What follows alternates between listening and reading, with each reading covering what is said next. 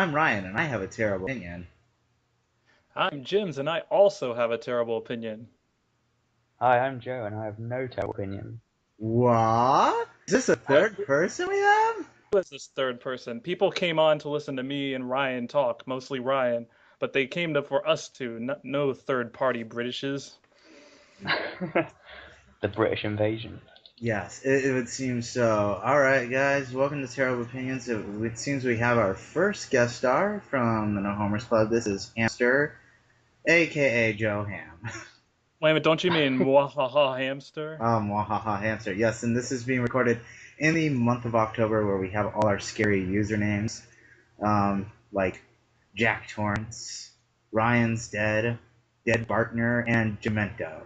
They're really scary names. Hamster. Gementio. Yes. Yeah, I know, that's really terrible. I don't I'm getting used to seeing it finally. So how's things overseas, Joe? Fine. I just started university, so Oh, cool. you're actually catching me after quite a busy day. So sorry if I sound tired and incoherent. It's okay. We've had podcasts where I've been like that before, so it's no big deal. Well, all that partying with co-eds, really tires a guy out. Exactly. Yep. So, anyways, okay, well, I thought I was gonna have a little more, but well, I guess not. Shall we go into our first topic, gentlemen? Sure, let's. Sure, why not? All right. So, Now that we've got some awkward silence out of the way. The awkward silence is always the best part. I need to interrupt with more John Lovett's gay innuendo, I think. You're gonna imply that me and Jim's are lovers, I guess? Yeah, I think so. Oh, okay. Throughout the podcast, I've dropped little hints. Oh, that's kind of disturbing. And by little hints, you mean incredibly obvious hints. Yeah. Right. Songs. I'm going back through all the things we've said on these podcasts. Like, wonder. Somebody's going to comb the entire thing, and they're going to make a TV tropes page about how we're obviously, hinting towards something. That's. I'm disturbed. All right, let's go on to the first. Wait a minute. This would not be the first time someone's written fan fiction about me, so. Oh. I'm used to it by now. Let's not mention who it is, but yeah, we're not allowed to mention that. They might share the same username with somebody in the room right now. Or in the podcast. Yes. Did you realize that he's not in the same room as us? It's a metaphysical room. It's metaphysical. Oh, okay. So, anyways, I keep trying to get on. We should just randomly name drop people from the board to make everybody listen to this thing. All right. That's why I listen to the other podcast. To see if they talked about you. Oh. Yeah. So that's what would happen. I'm very disappointed. Yeah, that's one of my favorite things about the other podcasts is they go, "Hey, did they mention me? Yes, they did mention you. You were mentioned at link mark. Oh boy." So that's how we'll get people to listen. We'll just randomly say a name throughout, and then mention them all, and then when they listen, they'll be very disappointed. Yeah. So, anyways, do you know who likes Pixar, guys? You. Well, you guys do it too.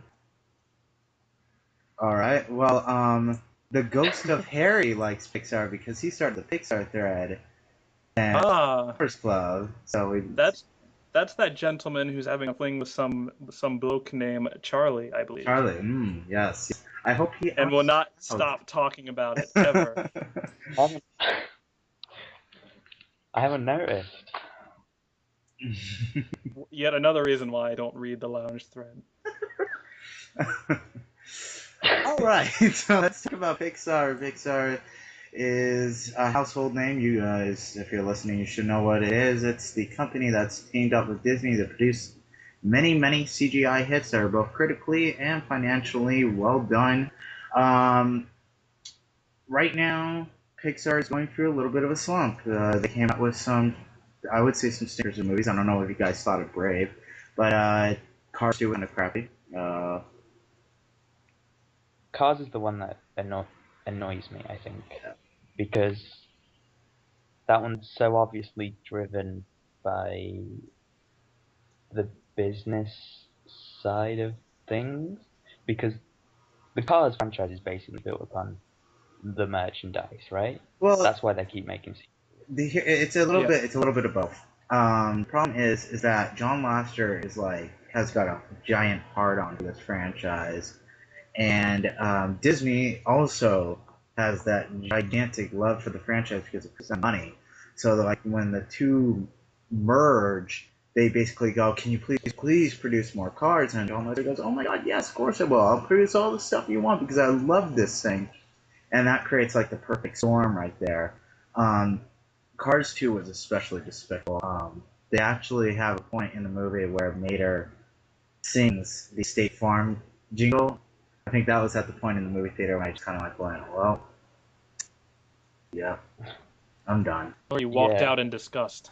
No, I actually stayed. I just kind of turned off the dignity switch on my brain and just kind of went, You're going to the movie Cars too. How much dignity do you think you have?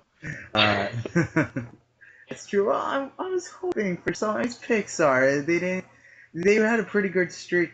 They just came out with Toy Story 3. I'm like, what was I supposed to expect? But anyways, Now I'm picturing Ryan going to the movie theater in a tuxedo and like spilling his coffee when they do the State Farm logo. I have a monocle and I take it off. My word! I'm sorry. Um, so okay, and then they made Brave. I don't know what you guys thought of Brave, but I thought it was kind of meh. I thought it was I middling. thought because Brave has a female protagonist, I did not see it. We're going on this one again. Talk a terrible opinion, huh? Well, no, No, that's not true, by the way. I just wasn't interested. It I was think I was busy or something. well, it was kind of like the story was and and there's a reason to go with it. It's behind the scenes, and then they came up with Monsters University, which I personally liked. Now, James, you don't even like Monsters Inc. I remember when we were Oh my gosh. okay when we were visiting. When he was visiting California, we were driving in the car. And we were talking about Pixar, and it was like, oh man, I'm looking forward to Monsters University. James is griping. He's like, I wouldn't even put Monsters Inc. in my top 10 Pixar films. Like, you mean it can't. It's like, wow, that's really mean. Oh my That's bold. gosh. This is what happens with the nostalgia critic and stuff. Like I say that I'm kind of meh about something, and I use that as either extremely horrible on it or extremely yay wow about Well, it. no, you actually said that. I remember that. Oh my gosh. You were talking about how it's not even making your top 10 favorite Pixar films. Okay, well let's let Hamster be the tiebreaker really quick. So Hamster, the original Monsters Inc. Where would you put it? Is it one of the best, the worst, one in the middle? Please do not say one in the middle because that's inconclusive. Yes. Okay. I think it's the best. I'd put it up there. Yay! Did you Monsters University? You probably did. But I haven't seen Monsters University. Okay. I'm a bit concerned about the fact that I'm straight away against. I don't know. I was put off by it because of the fact it was a sequel, and I don't Well, want it's Pixar prequel. to keep making. Well, yeah, okay. It was in the same. Yeah. Yeah, but I don't want Pixar to go down that route. I think that they had that great run where they had Up and Wall-E and all those, and that I think that's what they're great at, these new original things. And I don't know, it's it reminds me of DreamWorks when you've got Shrek, Shrek 2, Shrek 3, whatever. I don't want Pixar to be DreamWorks.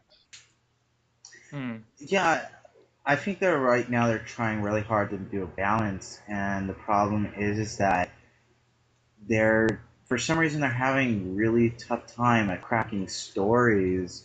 I don't know what's going on with the production right now, but Brave was trouble. They threw off the director of Brave, and then they brought in this guy named Mark Andrews, who was basically It was okay. So we all know the story of the Emperor's New Groove, right? Yeah. Okay, so Emperor's New Groove is called Kingdom of the Sun. It was originally supposed to be out in like the late '90s, and it was like basically the follow-up to The Lion King. It was this really dark, dour motion picture. Michael Eisner and Jeffrey Katzenberg looked at it, hated it, um, and then they hired this funky guy named Mark Dindal who transformed it into the Emperor's New Groove. Um, and basically, that was the same story behind Brave. They looked at it; it was really dark, dour, and they thought that audience would go for it. They hired Mark Andrews, same name, weirdly, and the guy is basically hired liking it up, but he doesn't completely rehaul the picture. He basically does half of it. So the entire thing comes off as really half baked and weird.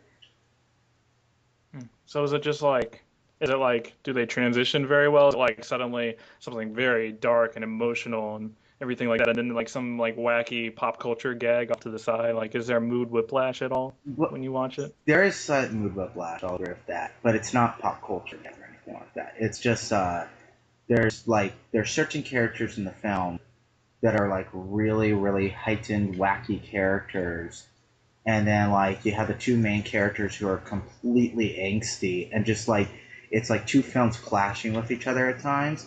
And you could feel like there was this bigger emotional story that they wanted to tell, and they just don't get to tell it. Hmm. Yeah, it definitely felt like a conflicted movie, I think. I don't think they quite grasped that transition. Yeah. And actually, the same thing actually happened for Cars 2 as well. The story was having a lot of problems, and John Lasseter personally came in and was hired to basically try to fix the film. They didn't, but that's what happened. Monsters University is unique because it actually never really had any troubles in production, but it was still a prequel. It's not an original story. And then they have The Good Dinosaur, which Bob Pearson's working on. And what was weird is like D23 happens. Now D23 is this Disney Expo that happens every 2 years, and all these Disney nerds come to Anaheim, and then they get treated to like new stuff. And they have the Pixar panel, and Pixar has three films pretty much announced to come out. It's The Good Dinosaur, Inside Out, directed by Pete Docter, and Finding Dory. Aren't you guys excited for a Finding Nemo sequel? No? No. Yeah. Sure, I guess. like, I just I'm more completely. excited for that than Monsters. Oh. Oh, no. Hit a nerve. I like So. the awkward silence that comes after anytime I slam Monsters. It's like I cursed or said something. Well, we'll deal with Why? that. Why do you think? I'm interested. Why do you think Monsters University is one of the weaker ones? No, no, It's What's it about it? it's not really about. I think that it's a bad movie. I think it's a good movie still. It's just as a personal preference, I prefer a lot of other Pixar movies more. Like part of me does just want to blame the whole thing on Billy Crystal, who is like an oppressive force all the way through that Mhm. movie. But I don't know. I don't think the characters are quite as interesting. I don't think the what are their names? Sully and Mike, right? I Yeah, don't think so their my dynamic God, how is long has it been that since you've interesting. seen it?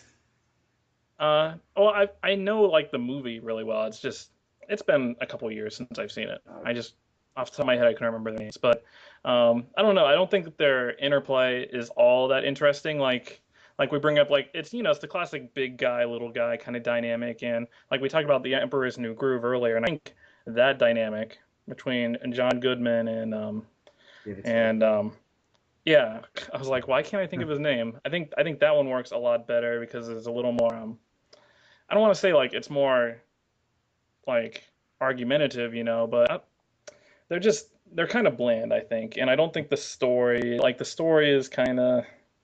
See, I'm talking in such generalities. I'm not really actually saying anything right now, but it's just never really clicked for me It's all the just, it's way. just, it just doesn't appeal to you. Yeah, I don't think the villain is particularly compelling, as well as the villain behind the villain. Yeah. So it's all it's all a little it's a little all a little by the numbers. Like I really love the world they created. That's definitely the best thing about the movie. The setting and the world that they created is great.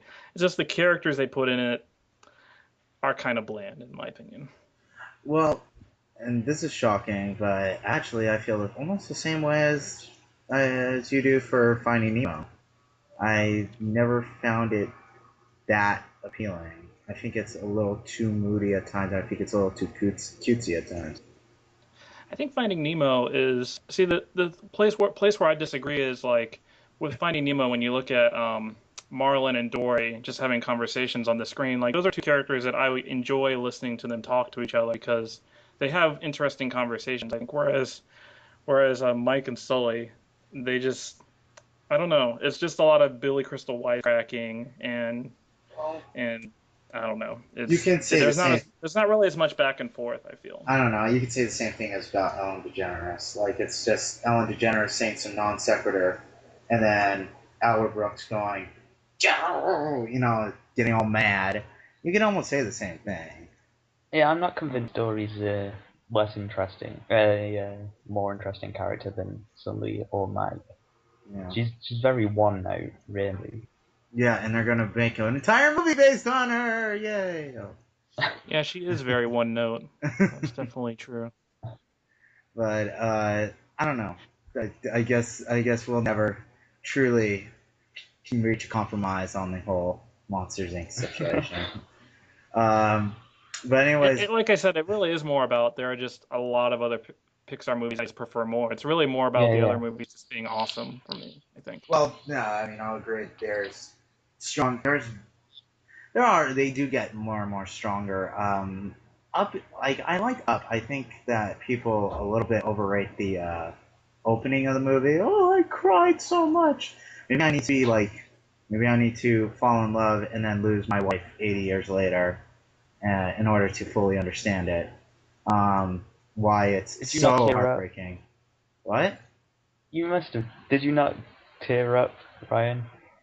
I thought it was sad and stuff like that, but I hear people like bawl at the beginning. Yeah. Of it. It's like, really? Wow. I mean, damn. Ryan, you have no soul. I guess I don't. It's only like 4 minutes. I don't know. I think it's very, very, very well done. I think it's very sad. Did the end of Toy Story 3 get you? Yes, it did. That's because we had 3 movies to build up the feelings towards those characters. So there you go. Whereas with Up, Ryan's just like, who is this woman? Why do I care? I've only known her for 4 minutes. Yeah, exactly. Who gives a flying crap? And Wally. Wally gets me good. I'll let you guys. I think that's the Wally's quite incoherent. I really like it, but I think it's a big, quite mishmash of ideas in a way. I don't think. Don't you just say one bad word about Wally. Ooh. Don't you dare. I don't know if James is saying that to defend me or to defend his own opinions too.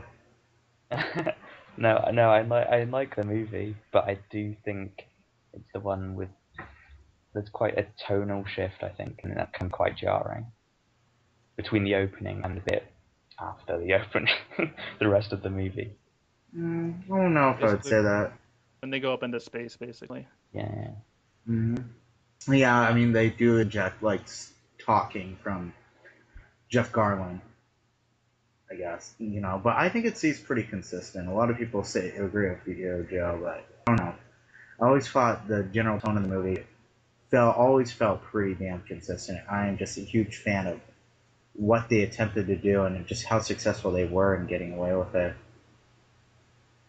I can see the argument that it's inconsistent. I've always felt like the two different halves of the movies are, in my mind, complementary to me because I think the first half, you're definitely establishing the characters and the romance and the general this is a pretentious art film crap, which I enjoy. But at the same time, I feel like if it were that all the way through, I would get a little tired of it and I wouldn't appreciate the first half for what it is. I think the second half is really good because it kind of builds the world a little bigger and tells you exactly what's happening right now, as well as I don't know, it gives the movie more of a plot, so to speak. I don't know if the two robots just bumming around falling in love to a silent movie. Oh, I definitely don't think the first part could have sustained a full movie. I definitely don't think the first part could have sustained the entire movie. I just think I think it was jarring the way that it transitioned. I don't know. I felt I felt the shift, and it wasn't done fluidly. I don't think. Mhm. The No, movie does get a lot more silly probably when they get up in space. They yeah. do start doing a lot more visual, like look at that silly robot who's cleaning up after them and Well, I things mean, like that. because they inject characters. I mean, when you have your two main characters are supposed to be complex enough to drive the love story, and then that's because usually supporting characters are added in the first act and not the second act, and I think that's why it might come across as jarring. But I don't know. I guess I didn't mind as much. Yeah. I gotta say, when I actually saw Wally in the theater, and I gotta say, like that whole Define dancing sequences was one of the Yes. like. I mean, it doesn't really happen to me a lot where I'm really wowed by visuals, but that was one of the first times ever where I was sitting in a movie theater, like looking at it, being like, I cannot believe I'm looking at this on screen. It is so Yeah. amazing looking. That whole sequence is beautiful. Oh, and I'm going to add this in. I always thought that it was a crime that Up, not Wally, was the first movie to receive the 3D treatment. I have no idea why that movie hasn't been released in 3D. Hmm.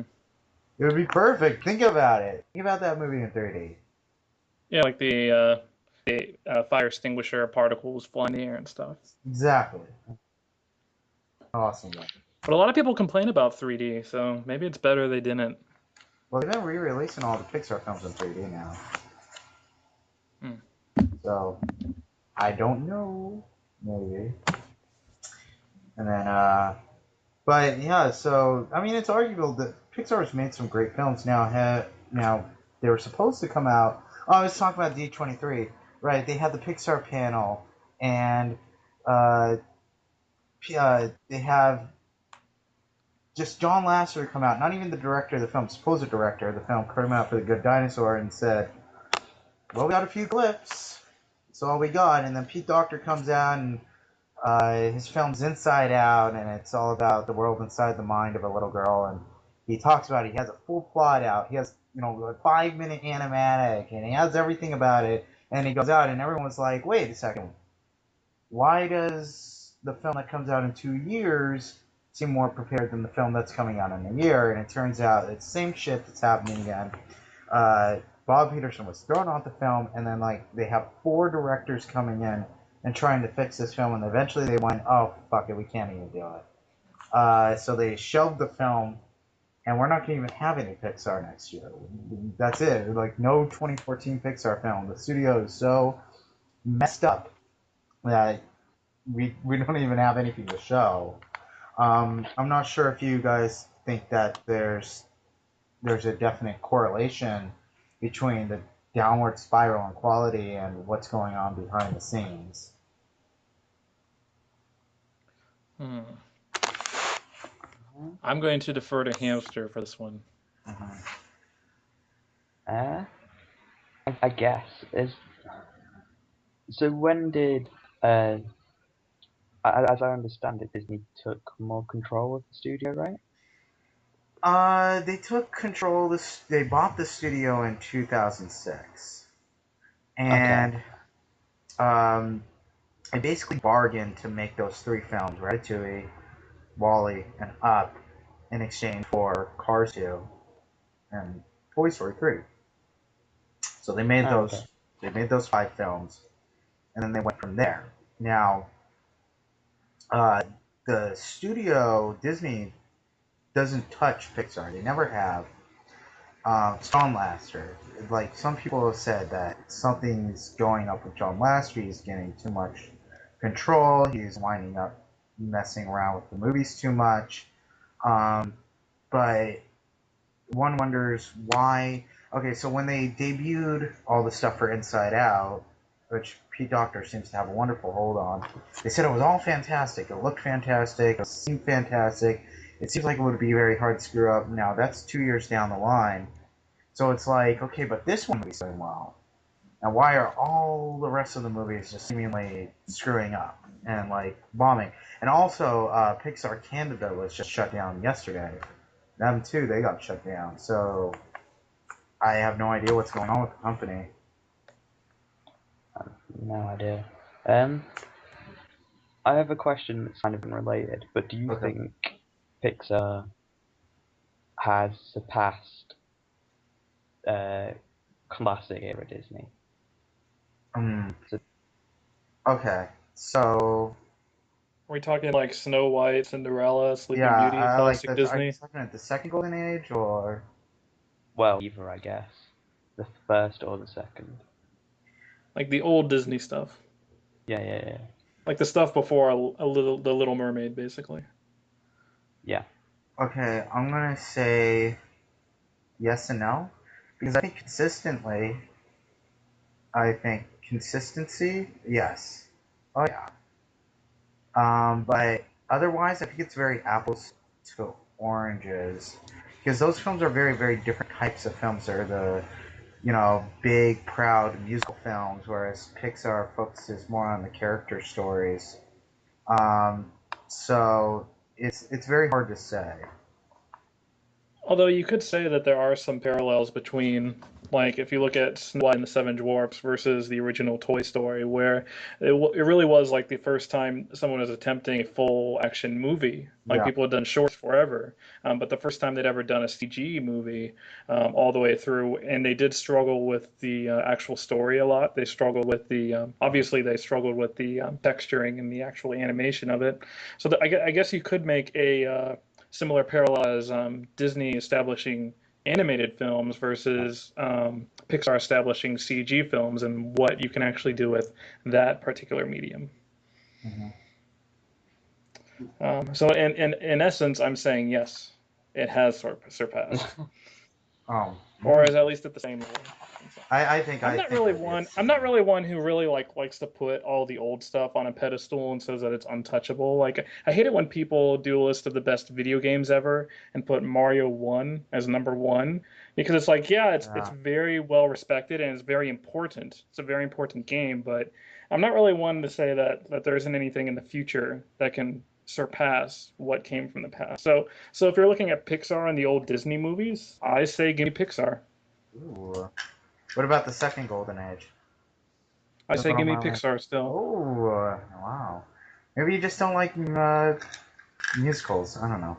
Okay, Uh, okay, give me Pixar except for Monsters Inc. oh, wow.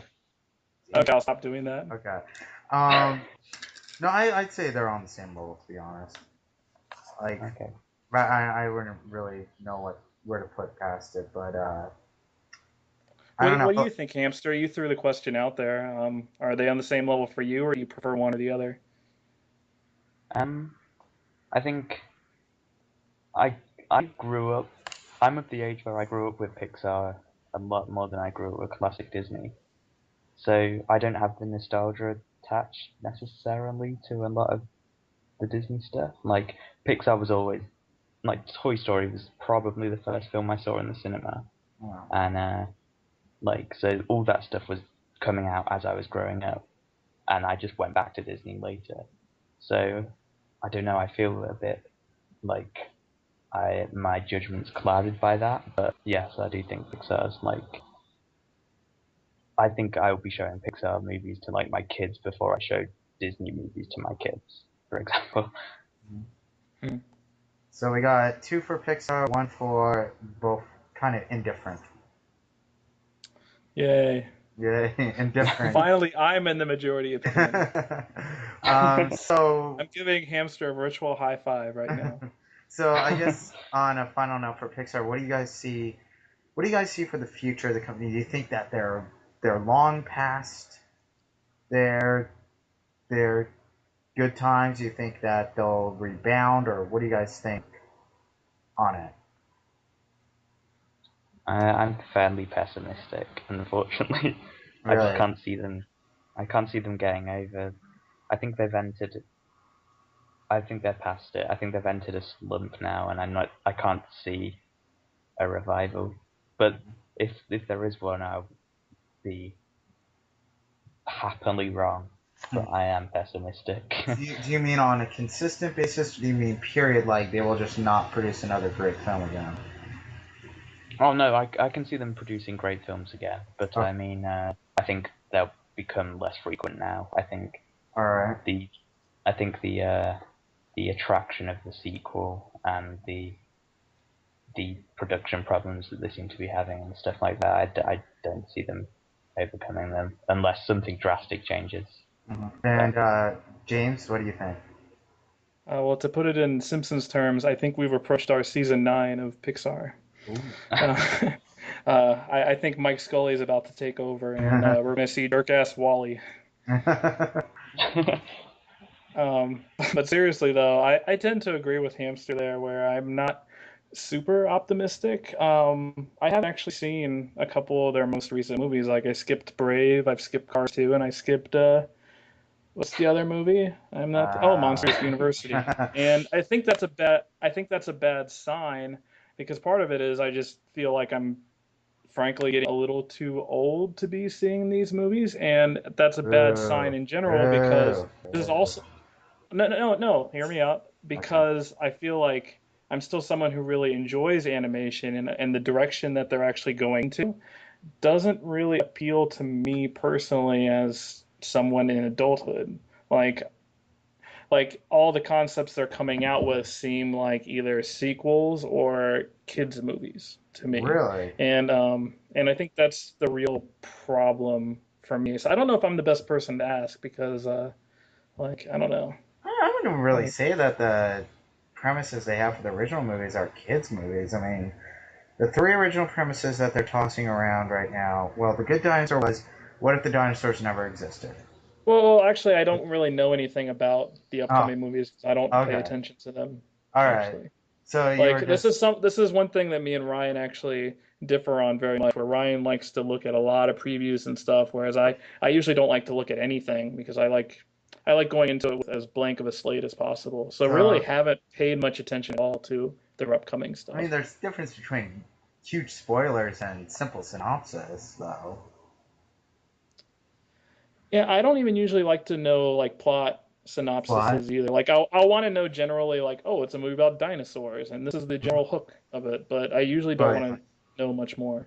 Okay. I'll So, usually watch a few trailers, but I wouldn't like research anything too mhm. thoroughly, really. I So mean, I'm somewhere in between, I guess. yeah. But I, okay. So, I just don't read the Hollywood Insider I like see. Ryan does every week. I do. I get most of my news from Twitter, so most of them like Twitter just goes, "Hey, this is what's happening with Pixar. They're so fucked up." So, but it's the way I see it. I will agree with you guys. I'm a little pessimistic about it, and here's why. And this is gonna be a little controversial. I just think that John Lasseter is reaching George Lucas levels of Ooh, having way too much control. Because every time you hear one of these stories, it's about, John Lasseter throws blank off the picture. John Lasseter throws blank off the picture and takes. And he was one of the four directors that took a hold of the dinosaur before they shelved it. And he's, all of Pixar's canceled films, they were always shut down personally by him. And I think he's doesn't have, obviously by the Cars films, he doesn't have that magic touch anymore. And I think he's going a little too overrun by control, and that's why I think Pete Docter's film is supposedly doing so well. It's probably because it just hasn't been fiddled around with by Lasseter too much. So if Lasseter continues to have such a gigantic hold on the company, I think it's going to suffer. To be honest, wow, you compared him to George Lucas. I know That seems extreme. I'm going to get freaking hate for that. So is he Don't going to be listen to blaming the this. fans, telling them that people have always been giving Pixar movies bad reviews? Yeah, he's gonna do Toy Story Special Edition, where instead of a laser pointer, Buzz Lightyear actually has a walkie-talkie. Uh, That was a the bad Toy joke. Story Christmas special. Yeah. Yeah, They had the I'm looking Halloween forward to special. Yeah. Halloween special. Yeah. See, it's So, happening. yeah. So, anyways, I think we're good with Pixar. We will be back right after this.